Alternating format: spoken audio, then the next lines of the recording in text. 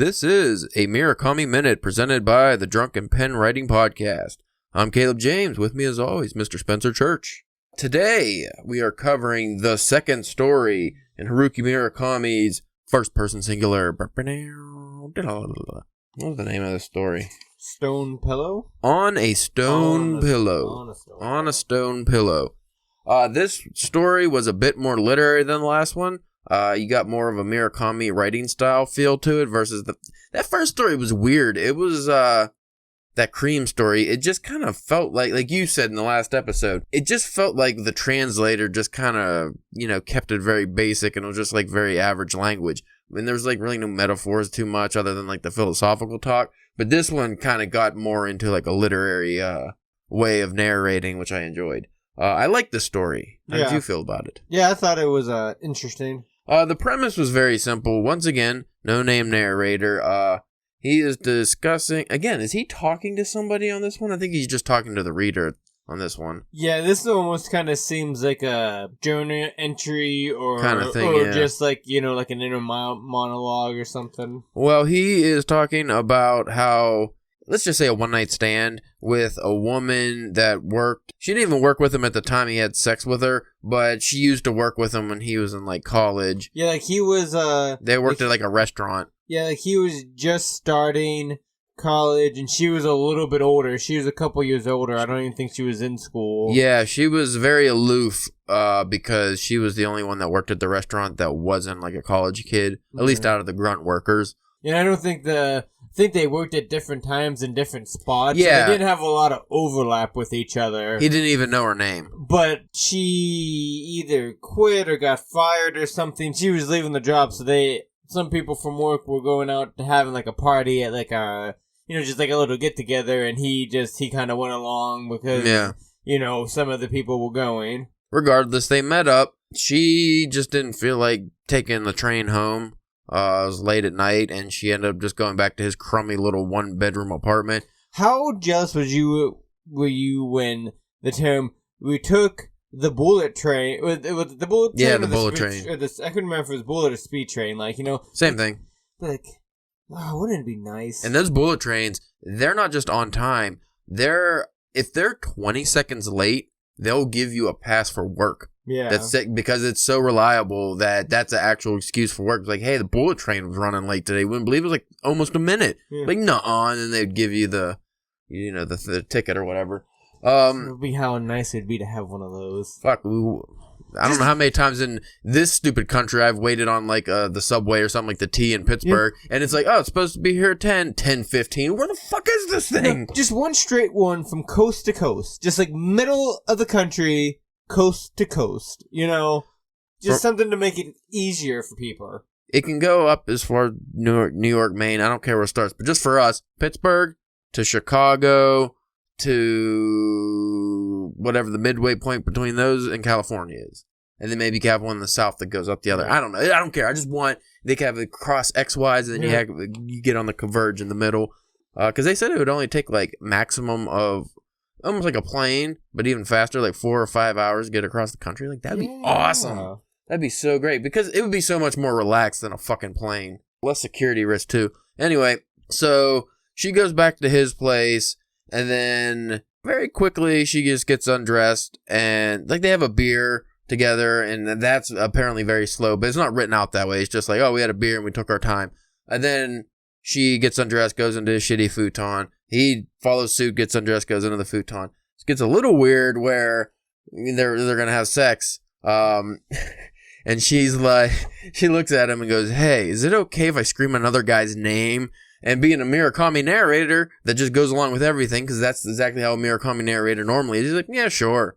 Which makes me think, is Murakami's life, did he just go through it just be with a woman and she'd be like, "Hey, I want you to choke me half to death while you have sex." All right, if that's what you want, lady. Well, I can't speak for his other works, but I feel like for this story, it kind of made sense because the kid was younger. Yeah. He probably hasn't had sex that many times. So he's just happy to be there. And and they both knew that after this, they would never see each other again. So, and being a male, what the fuck you do? I don't care. Well, let me go deeper into the story for you. It wasn't it wasn't just as simple as, oh, can I scream another guy's name? So, can I scream another guy's name when I'm coming? Yeah. And then he was like, yeah, that's fine. Then she was like, and it'll be very loud. And he's like, well, that's a problem. And I forget what they said, like wafer thin walls or something. Yeah, just like the shitty apartment that he was in was just the bad walls. So, and then this was one of my favorite lines in the book. She was like, okay, well, how about I bite down on a towel or something? He's like, yeah. And he goes and gets a towel. And then he gives it to her to bite on. And he said something about like a horse trying on a bit. Like how they bite the bit.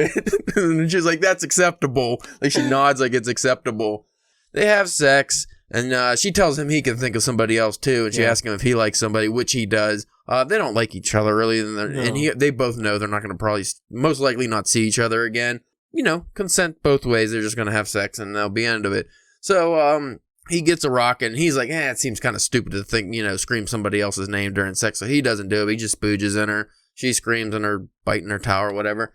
That's the end of it. Then she goes on and tells him how she is a writer of Tonka poetry. And I do like that the narrator has almost the exact knowledge of Tonka poetry as we do. He at least knows kind of what it is. But even after reading her Tonka poetry later on, he still doesn't really know what it is. So I don't feel bad.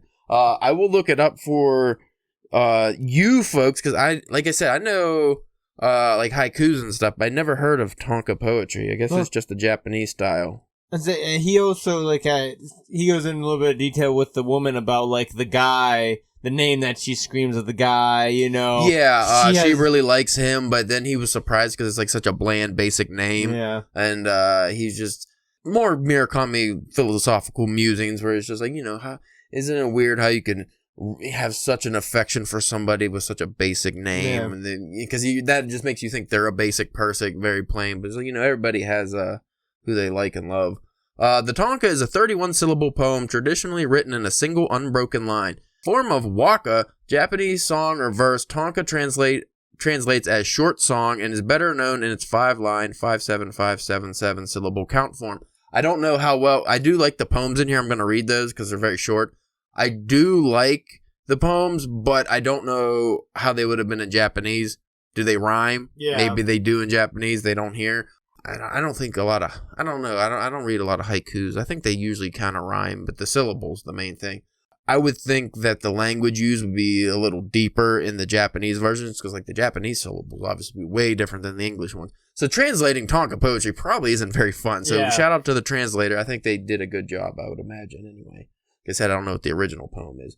So I did find an interesting point is there's 8 stories in this volume and she created her own poem book and she hand bound them and there's 8 poems in the book. Wow. So I just thought that was interesting. I don't know if that has anything to do with what's going to happen later in the book. So far, the first and second story are unrelated. Also, I liked how when he because after they leave, she gets her she gets his name and address, so she sends him this book of poetry because he said he would read it. No return address, nothing. He has no way of contacting this. He doesn't even know her name. He just knows the name on the poetry collection, which is like Chiho or something.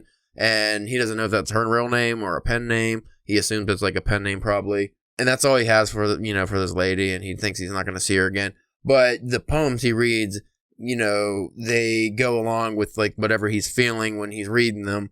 So I got the page numbers here, so I'll go through these real quick. And because it's, again, another very short story. I mean, I think it was 30 pages, but with the big font, I read it in less than 10 minutes, so probably 10 pages, 15 maybe. First one's on 43. Or do you want to read the Tonka poetry? No, that's alright. Oh, never want to read the Tonka poetry. When do you need me to do it? You got the book and everything already? Well, I found the imagery, not to be that guy, but I found the imagery actually really good with these Tonka poems because most of them are about decapitation. Yeah. And he thinks that she might have committed suicide. Like, that's just his guess, is that maybe she's dead now because he's obviously an older man as he's, reminiscing on this story. And he, thinks that maybe she killed herself because some of her Tonka poems involved suicide, and by cutting off the head mainly, which was interesting. And he also thought it was interesting that her poems seemed to be so unforgettable, even though he forgot almost everything about this woman. He said she didn't have necessarily a plain face, which is why the guy she liked so much didn't like her. He would have sex with her, but he didn't like her because her face was plain. He said she wasn't really beautiful though, just kind of an average person. Because didn't he also say, the poems, stuck with him, but then after a while he couldn't even, really remember 100% the exact wording. Well, he kept the poetry book because at the end he brings it out and he's reading it or something. So his first one, you and I, are we really so far apart? Should I, maybe, have changed trains at Jupiter? When I press my ear against the stone pillow, the sound of blood flowing is absent. Absent. Now, that one I have no idea what that was about. Yeah. Because there was no context going along with the story, what it was. That was just like the first... I mean, it kind of has a little bit of context, but it just goes right into their sexing. And I did like the sex wasn't very graphic. There was no graphic sex scene. So that's good, because you don't haven't experienced it. Some of Haruki Murakami sex scenes, they're not very sexy. Yeah. Like, they're graphic, but it's just like, I don't know. They're hit or miss. Some are good. Some are just like the old, the woman with her big boobs walked down boobedly and the man grabbed at her breast and she shafted his like just weird, like, it's not good.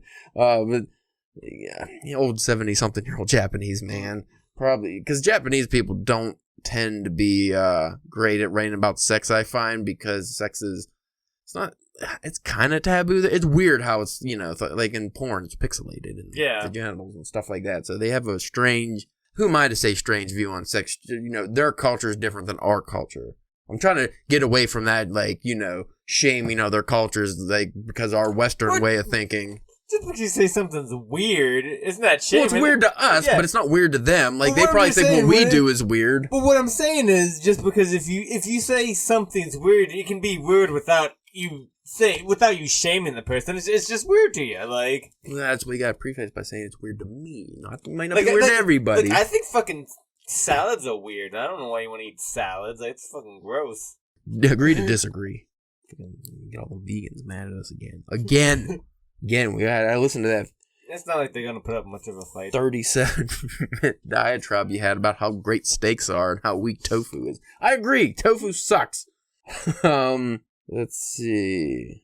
Is this no, this is another one that had really good imagery, and I didn't catch it at first. I mean, I caught it, but I wasn't sure what it meant until he describes how all her poems like deal with decapitation. So this one. The present moment, if it is the present moment, can only be taken as the inescapable present. In the mountain wind, a head cut off, without a word, June water at the roots of a hydrangea. That was interesting because, you get the brief image of, is it a person getting their head cut off? That's what it sounds like. And then it just goes to the flower and it almost makes you think you're the water going into the roots of the plant. I thought that was cool. And then the next one, I think, actually goes along more with the story.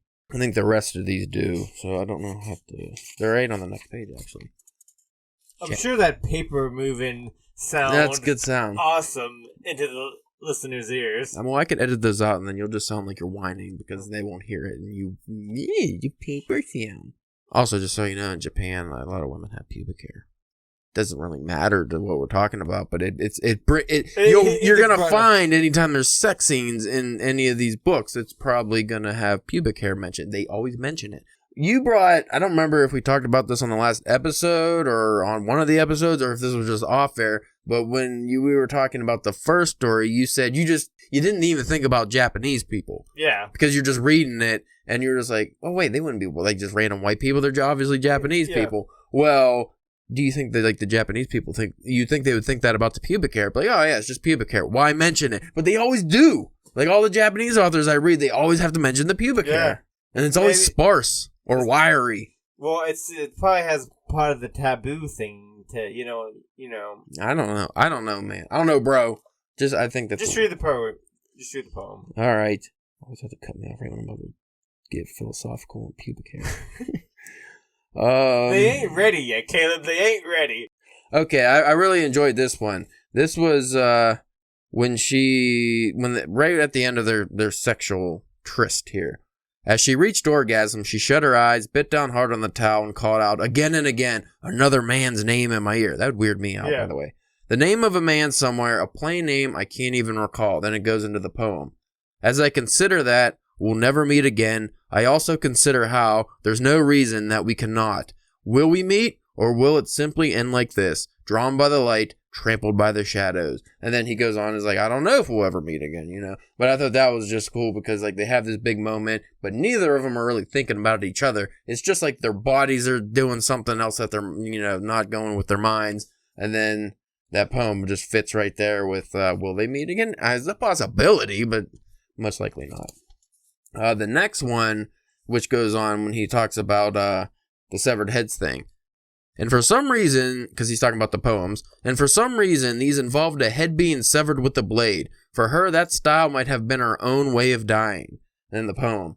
Lost in this incessant afternoon downpour, a nameless axe decapitates the twilight. And I like that a little bit, decapitates the twilight. Because it sounds cool. I don't know what the fuck it means. Does it mean the sun's, you know, getting cut off by the horizon? That's what I think. It sounds kind of clever. It sounds, well, that's Murakami. He'll throw those in a lot. Like the end of this piece started getting, like, he was talking about, what was he saying about words? Like, I think that's what you were talking about, like forgetting things or something, and how you forget people and just different things like that. He couldn't remember her face. And if he said, I think he even said if he ran into her, he might not even remember who she was, like recognize her. But it was her poetry that really hooked him. Like he remembers that. And then it ends, which I like this. This is the last paragraph of the story. Because he was just talking about, you know, like the memory of her and stuff. At any rate, those remained while other words and memories turned to dust and vanished. And he was talking about the poems. That's the only thing that remained because he kept the poetry book.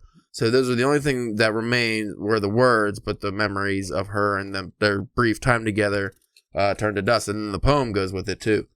Whether you cut it off or someone else cuts it off, if you put your neck on the stone pillow, believe it, you will turn to dust. And then that's also a metaphor for dying because, you know, you're getting your head cut off. Yeah. But that's what happened to their memories. So I thought that was just like an interesting take on memories and just thinking back like on my own life, just random encounters. Not doesn't have to be sexual. Just random encounters I've had with people or like we worked with people that sometimes the weirdest people that like will sear this memory into your brain with them. And you might not even remember exactly what they look like or their name. Remember how many customers? So, yeah, how many like faceless customers? You can't make it up. But you remember that motherfucker that did that thing? Mm-hmm. Just for instance, that when we went to Cleveland first or second time, went to the awful breakfast joint with the guy that just went on and on about. I don't even remember what he was talking about. It was like an obscure. It was either like He-Man or... Oh, yeah. You remember his name because it was a weird name. Giovanni.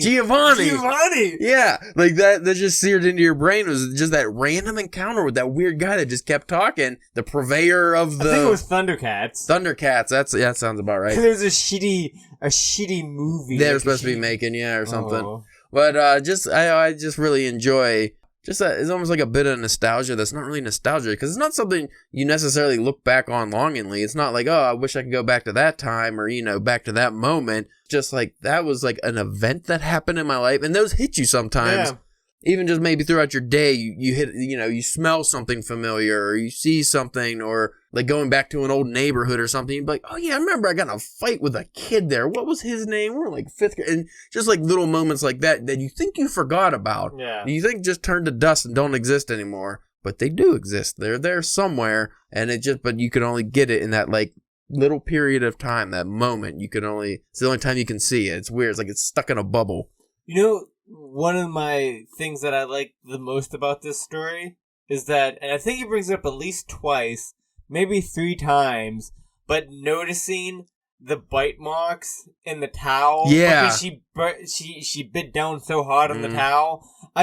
Stuff like that I like because then also too, I don't know about you, but I feel like sometimes sometimes I'm in one of those TV shows with those guys that like notice things that other people don't notice. Yeah. Because I feel like a lot of people around me just don't pay attention. No. Or just don't like see and notice things. But like extreme bite marks on a towel after having sex with the chick and she came saying that like that would be the thing that I would remember out of it. Like, wow, those were some deep like. Well, it's a good thing that you brought that up because everything because he mentioned there's a couple parts that repeated themselves in this story about, you know, from the memory.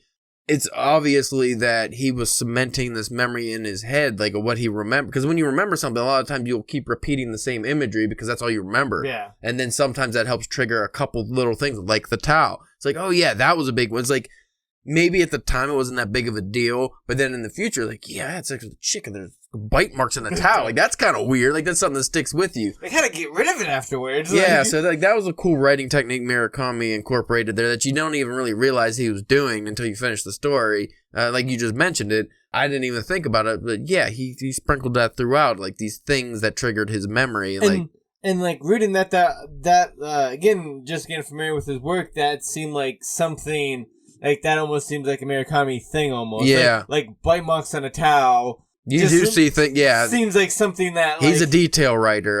In his work, it's always the details. Like that's where the story takes. But it's not like a boring detail. No, but that's where the stories always take place in his work, are in the details. So you might actually like his stuff just because of that. If you like this thing, some people are turned off by it because like they call it mundane. Like the way he because he's always talking about people when they're making dinner and just even when he was talking about them having the beer and how taking their time and stuff with the beer. He does that a lot in his work where they'll be drinking a beer like a couple or somebody who just met or somebody just fixing a cocktail and it's like this detailed paragraph of the cocktail, like not like flowery detail, just like that was like you just the ice clank in a certain way and then it chipped and the guy just kind of looked at it and then but it has a meaning. Yeah, that's what. So I think you would like that if you're somebody who notices those things in the real world. He incorporates that into his work all the time. If we don't stop now, it's going to be a Murakami hour. So, yeah. I really like that story. I'm looking forward to the reading. I'm trying to space them out and read them right before we do the podcast so it's fresh. I'm not like you who just, I'm going to read it back to back, because I'm so addicted to Murakami now.